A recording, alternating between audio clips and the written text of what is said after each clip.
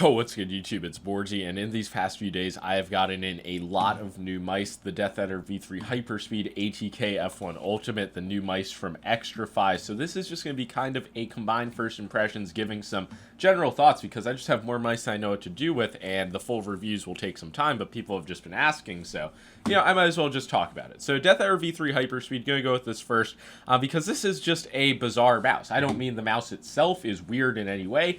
It is just truly a mini Deathadder, which people have been asking for a long time, but they refuse to call it that. And it might not seem like it's a lot smaller, but it really is. Like, the new Deathadder V3 Hyperspeed is pretty much the same size as the Zowie EC3. Another mouse in the similar shape range and probably closer to the V3 Hyperspeed is the Ponage Stormbreaker. But yeah, both that and the Zowie mouse are going to be more expensive than the V3 Hyperspeed, which comes in at $100. It does have Razer's older tech, which is still a $33.95 generation equivalent. I believe it's the $33.99 that they used in the Razer Viper Ultimate, like all the way back then, but with a better MCU that allows for the 8K polling, because the Viper didn't have 8K. Sorry for that truck if you can hear it. But yeah, this you can pair it with the Razer 8K dongle if you already have one. But yeah, if not, it obviously does come stock with a 1K dongle. I used it for a few hours. It's obviously not a lacking bad sensor implementation of any kind, but yeah, it is interesting to see Razer be on technically last gen tech and also introducing new sensor features. They literally have built-in raw Excel with this new mouse. I don't know if they plan to launch it on other models. I would only imagine so. And they also have a mouse rotation feature, which I actually do think could be a bit more viable, because the dynamic sensitivity raw Excel, it is a gimmick. I tried raw Excel years ago, and a lot of people will try it. They'll be like, yeah, this is good. It's just kind of cope, and then you eventually switch back to normal. And yeah, obviously there's nothing wrong with that. Experiment with whatever you want. It's cool that they're implementing it directly into the software, but I mean, I'll try it for my full review, but I just know I'm not going to wind up sticking to a mouse acceleration implementation. But yeah, that aside, in my limited testing so far, I haven't had any issues with the sensor implementation. It does seem to be a higher sensor position, especially relative to my thumb, compared to the original Deathadder V3 Pro, where my thumb is sitting above the sensor position. I know some people complained it was low. But yeah, in my limited testing so far, I really do get the Deathadder V3 Hyperspeed. Like, it definitely has a place in the market. It's a significantly cheaper price than the standard Deathadder V3 Pro. I don't feel like it is a downgrade in any way. It comes standard with their smooth touch coating, which is nice. I actually wonder if the white coating is like grippier and better, similar to the Viper V3 Pro. But yeah, the optical switches, they just feel like Razer opticals. No quality issues really to note so far, but obviously stay tuned for the full review. Side buttons feel good. They did slightly space the buttons out, but yeah, this just feels like the Deathadder V3 Mini people have been asking for. I don't know why it's called the Hyperspeed, why there's nothing about the size being different in the name. In the marketing material they show that, but yeah, there's no battery, but it's the Hyperspeed. It's just all very bizarre in terms of the naming stuff, but the mouse itself is good. But yeah, preference-wise, I'm not sure, because I loved the Deathadder V3 Pro for so long, but trying it, especially right after using the Hyperspeed version, it just feels very bulky. But yeah, at the same time, I know historically I've never loved the mini EC style shapes enough to like really main them, and I would always just main something like the Superlight or the V3 Pro. So realistically, the Deathadder V3 Hyperspeed probably won't be something I main, but it'll be something I recommend.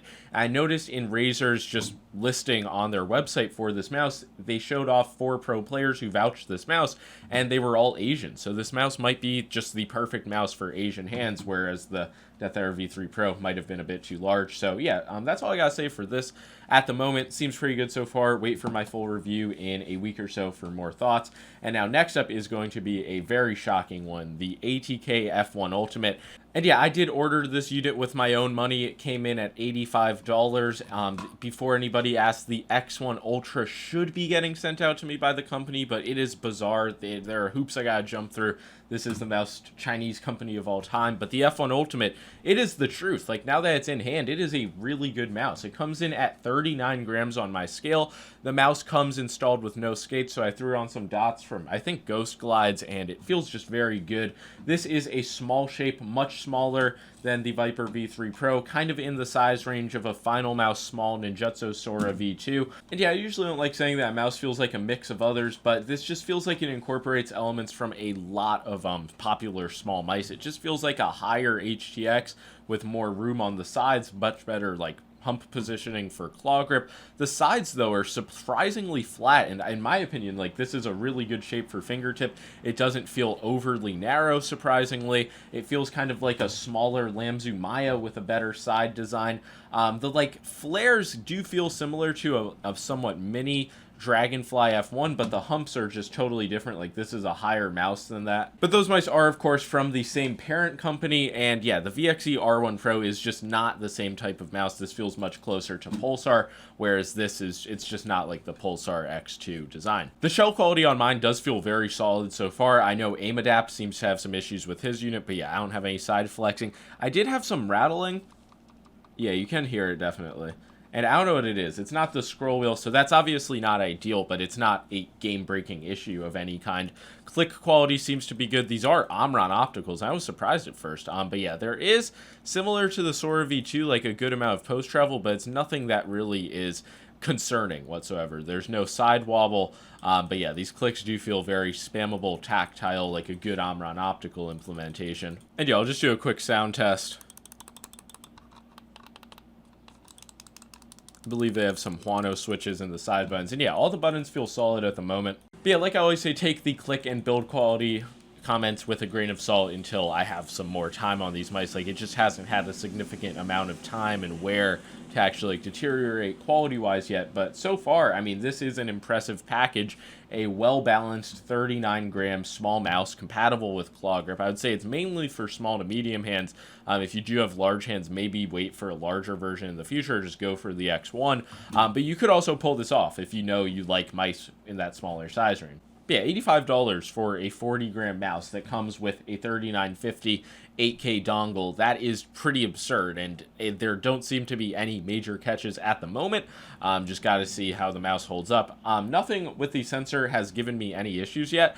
I did turn on this random like Chinese setting in the settings that does not have an English translation, so I'm not sure if that's good for performance. I would imagine it is. I also enabled long range mode, and everything has been fine so far. And yeah, the way the LOD works on this mouse is kind of odd. It's adjustable from 0.7 millimeters to 1.7 millimeters in increments of 0.1 millimeters. So anything below 1 millimeter was giving me trouble. I threw it on 1.7, which is the highest. I might be because of these skates being a little bit thicker, but I just found that to work pretty well. But I'll keep experimenting with these settings, but just pretty much what I have going on right now was working well. And this isn't instantly my favorite mouse, let's say, but it just does seem like it's in that upper tier. But yeah, I can honestly say that my initial impressions, I am surprised by how seemingly complete this mouse is.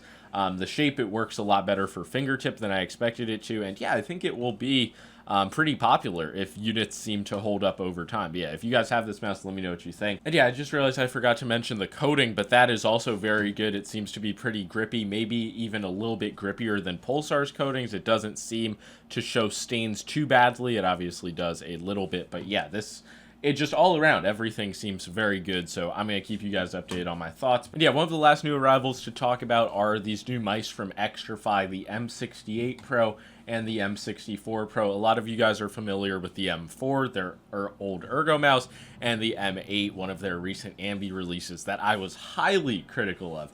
And they really did rework both of these mice, and these new offerings are really solid. I've had these mice for close to 2 weeks now, and surprisingly, the M64 is actually my choice. This mouse has a really unique shape.